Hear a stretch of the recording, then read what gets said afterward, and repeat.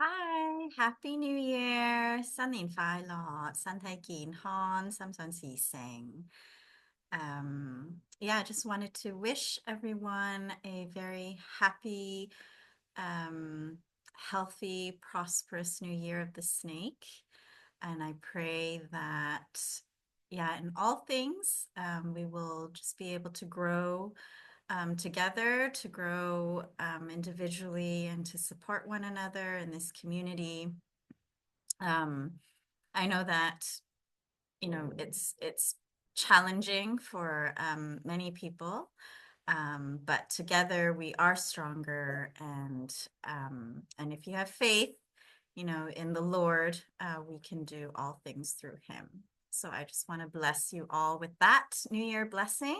Before I get into this month actually, I wanted to just chat a little, as February 4th is World Cancer Day. And as some of you, or most of you know, I'm a cancer survivor, a two-time stage 4 cancer survivor. And it it was lymphoma that I battled with. And so with the lymphatic system, it's it's basically everywhere, right? And so when I found out it was already in my bone marrow, it was in my blood, um, everywhere. So my PET scan was pretty much black, from all the tumors.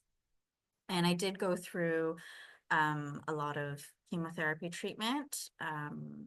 And at the same time, that's kind of where I delved into the whole world of health and wellness, and how foods can heal and harm the body, how our minds can really be that catapult into really bringing positivity and just good vibrations back into our cells, and vice versa. And so I really wanted to just address this whole topic of cancer. And to be honest, it's been about 10 plus years that I've been cancer free. Some of you know that I actually didn't finish all of my treatments. I was supposed to do a bone marrow transplant. I was supposed to continue with chemotherapy, but my body started breaking down. And I really just went off to um, really figure things out, and understand my body. And so it was really just a journey of predominantly learning to love myself again, and learning to listen to my body, because our bodies do communicate with us constantly. But I think it is through the years, maybe through demands of life, right, that we end up learning to ignore all of those warning signs. The warning signs, if we ignore them, then through time, then things creep up, right? Whether it's cancer, whether it's a heart attack, whether it's, something else. And so really, I guess, like, the messaging is that it's not like nowadays. I'm sure most people know somebody with cancer, or you've gone through cancer yourself, right? It's unfortunately a very common thing. Um, and it has a lot to do with our lifestyle. It has a lot to do with our food system. It has a lot to do with, yeah, just being surrounded by a lot of toxins, right? And just the pressure that we're under. And so what do we do, right? It's like with stress, it's not that we can just all go to an island and, drink pina coladas all day and be stress free. No, there is stresses in life, and there are tools, and exercises that we ourselves can learn to do throughout the day to help relieve our stress. There's nutrients that we can provide our bodies, to make us more resilient, to just the stressors that our bodies are under day in and day out.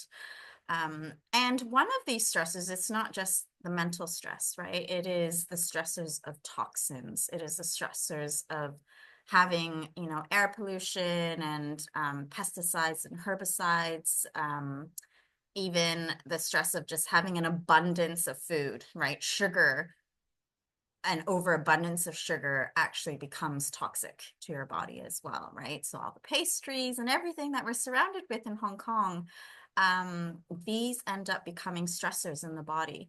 And so what I wanted to really zone in on this month is really, at the start of the new year, we get to have, and we're very lucky being in Hong Kong, we get to have 2 New Years and two new fresh starts to our year.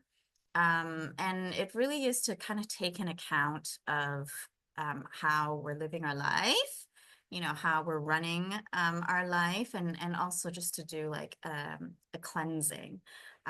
So, there's that time and place where we can do a lot of internal cleansing, reflection, and, kind of taking hold, um, take hold of the thoughts, of the kind of negative thoughts that or negative or false beliefs that we have in our system and in our thought life. But at the same time, on the physical side of things, is to really be able to just do a nice detoxification. So, one of the biggest things for cancer is detoxification, is prevention, right? It's making sure we are protecting ourselves from all of these things. And, it is also a wake up call for myself, where, yeah, to be honest, I've had quite a stressful few months, and I have an enlarged lymph node right now. And so I really need to take account of everything that is happening in my life, and just removing those things, and doing a good detox for my body, to ensure that I am really helping my body just expel the things that shouldn't be there. And so that's why with this month, I wanted to focus a lot on like detox pathways, supporting the liver, supporting the gallbladder. I myself started doing more dry brushing as well. So dry brushing helps move along the toxins in your lymphatic system. And so you'll see that this month we just have a lot of products and supplements where we're really zoning in on detoxification, right? And whether it's glutathione to help, glutathione is one of the most powerful antioxidants that's produced in your liver. And so sometimes we need to just give a little bit more support to our detoxification systems, right? And so, yeah, I just wanted to zone in on the importance of detox, and how, especially with World Cancer Day coming up, the beginning of February, I just wanted to really, yeah, just highlight that, even if you are battling cancer or if you're worried about cancer, detoxification is really your first line of defense. And then, of course, all the other, nutrients that are specific to your cancer. And if you are struggling with it and you need some help, feel free to get in touch with me on our website. But yeah, with detoxification, it's pretty much the first step that we need to take, because if our bodies are just full of garbage, of sludge, that's just like a home, right? If your home is filled with garbage, no matter what beautiful furniture or flowers that you put in there, it's not going to thrive. It's not going to survive. And it's the same thing with our bodies. And so detoxification is really, really important. So, yeah, fluorescence is one of, my favorite products. And I was taking this a lot during my kind of journey with cancer. It actually has the history of it is actually in cancer. specifically breast cancer. And so it's just, lots of herbs to support the detoxification system. Is very, very gentle as well, which is that is actually probably the biggest thing that I wanted to talk about, is that, a lot of the times we have these detox plans and, these juicing protocols. And yes, the juices are good. It provides enough nutrients to get you through the day, and it helps. I guess it gives your digestive system a rest, right? Instead of eating and trying to digest all the food, you are basically giving your digestive system a rest. But a lot of the times it's not enough to help support your detox organs, right? Those juices alone, it gives you enough energy to get through the day, and gives a rest to your digestive system, but it's not enough to really like boost those detoxification pathways. So this is why herbals are more of the preferred way. And we do want to go gentle. We don't want you to be sitting on the toilet. We're not doing a gallbladder cleanse or anything, but it's really just a whole body detoxification. So yeah, I hope that you will take that challenge of doing a detox in February, really just to kickstart your year.